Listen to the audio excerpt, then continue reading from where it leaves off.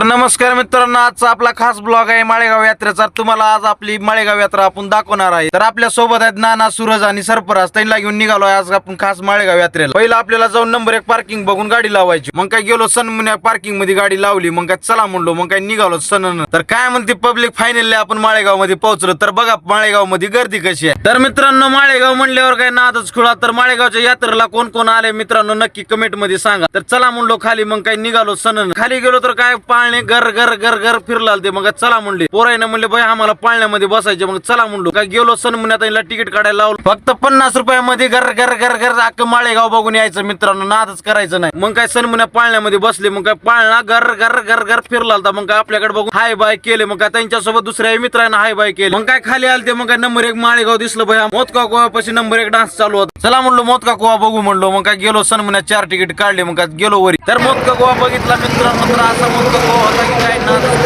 काय घर घर